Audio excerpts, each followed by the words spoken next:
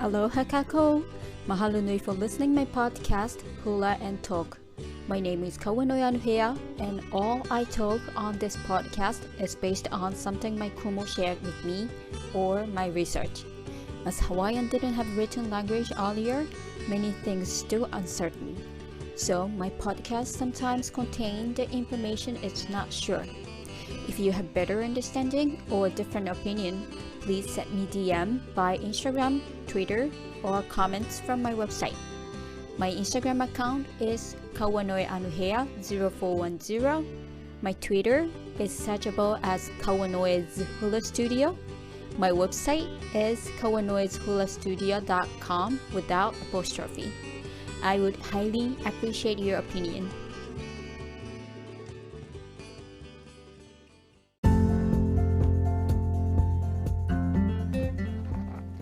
This recording was made by Anchor Apps. If you are interested to create your podcast, I would highly recommend Anchor Apps. The Anchor Apps is free and you can record, edit, and distribute in one app. When you set up your account with Anchor, the app can create an account with a bunch of different platforms, such as Apple Podcast, Google Podcast, Spotfy, and so on. When you upload your episode to Anchor, it will be distributed to all different platforms.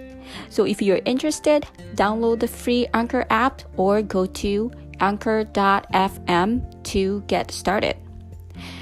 もし興味のある方は、アンカーの無料アプリをダウンロードするか、ウェブサイト anchor.fm をチェックしてみてくださいね。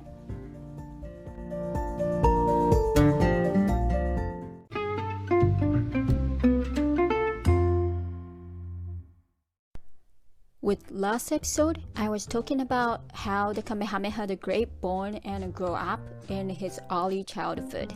Today, we'll talk about how he became strong warrior, also with the story of Captain Cooks.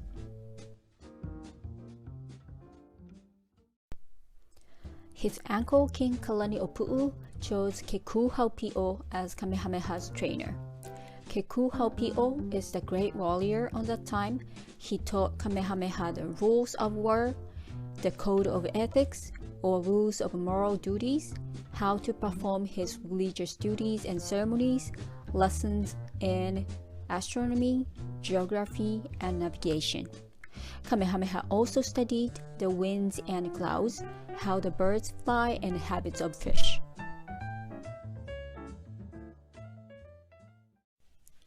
So, what is the code of ethics or rules of moral duties? For example, it was considered bad to attack an enemy without first warning him. It means you have to warn a person before you attack that person.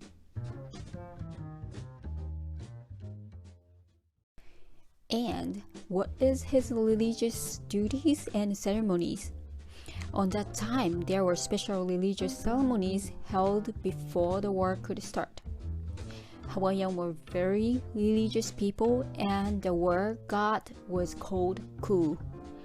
I will talk about Hawaiian gods and Akua when I have a chance.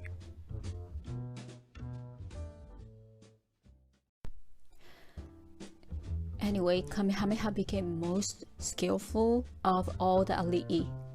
Captain George Vancouver later wrote that he once saw 6 spears hurled at Kamehameha all at the same time.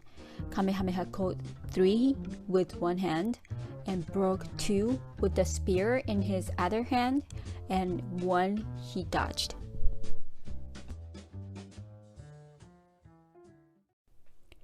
In 1775, the battle took place on Maui. Kalaniʻopuʻu and Maui Chief Kahekili, which might be Kamehameha's biological father, fought at Sweet Potato Field. In this battle, Kamehameha proved that he was a great warrior by saving his teacher Kekuhaupio's life.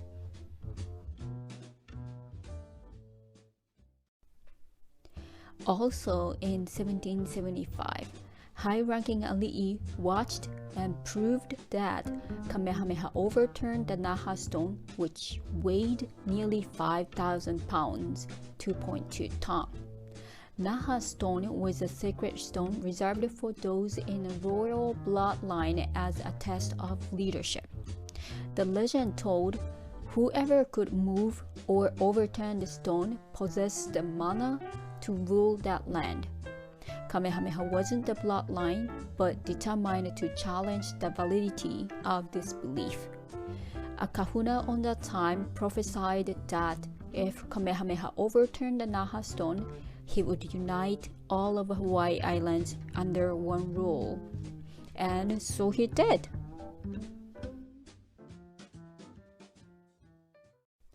The Naha stone is currently at Hawaii County Library in Hilo.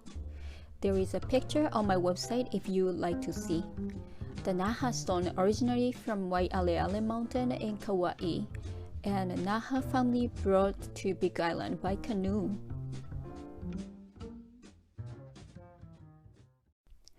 As many people know, English navigator Captain James Cook visited Hawaii and met Kamehameha. This is one of my favorite stories.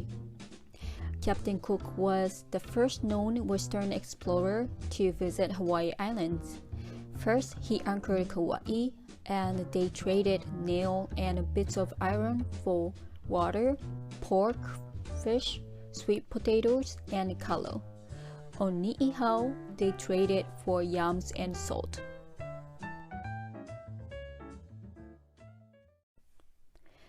In November 1778, Captain Cook returned to Hawaii. His ships anchored off the shore of Maui. Kalaniʻopuʻu was in Hana at that time, and Kamehameha, Kalaniʻopuʻu, and other Aliʻi went aboard the Captain Cook's ship named Resolution. There is a story says Kamehameha stayed there overnight. He was really impressed about European ships, guns, and cannons.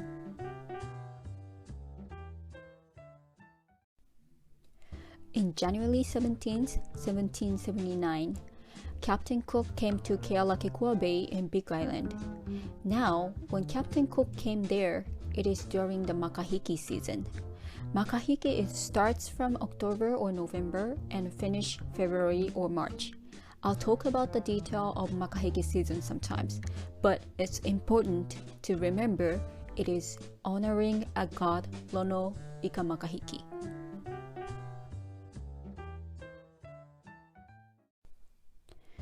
In Hawaii, there is a legendary story of Lono Ika Makahiki. The god Lono was one day said, "I will come back with large canoe," and left Hawaii. Coincidentally, Captain Cook came to Hawaii in makahiki season with a big ship and the same direction Lono left Hawaii. Hawaiian people believed he is the reincarnation of Lono, and they treated him as a god. They prepared luau, give them a feast every day. Kalaniʻopuʻu gave Captain Cook a beautiful ahu'ula, or feather cloak.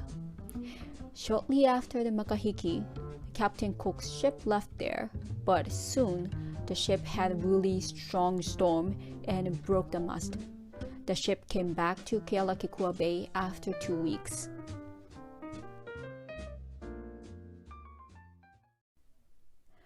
By this time, Hawaiian people were already tired of treating them cause of lack of food. They gave them everything. On that time, one of Cook's captain accused one Aliʻi for stealing a jolly boat. The boat was soon found and stolen, but Hawaiian people's frustration was maximum. They were so mad, and Captain Cook took the king Kalaniʻopuʻu as hostage. The behavior made Hawaiian people more mad, and they surrounded the beach where his ships are.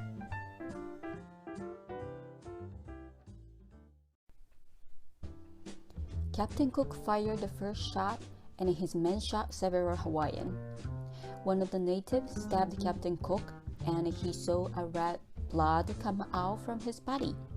Hawaiian people said he is not a god because he has red blood.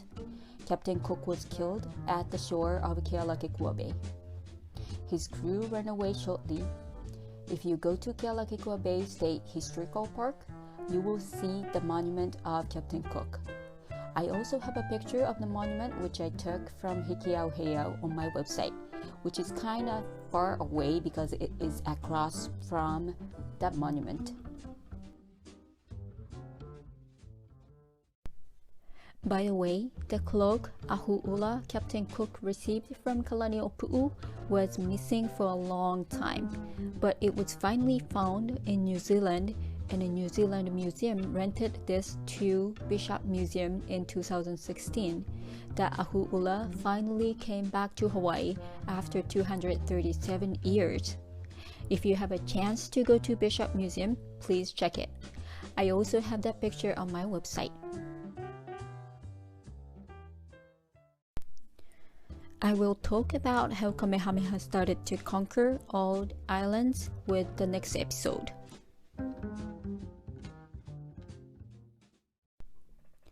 This story was based on Wikipedia, Kamehameha the Great, Ruling Chiefs, published by Kamehameha Schools Press, Pu'ukohola website, and my Kumu's story.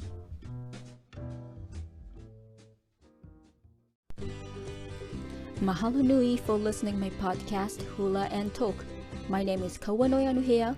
The background music during the main story was from sensussacred.com by Ambience. If you enjoyed my podcast, please share with your friends and family.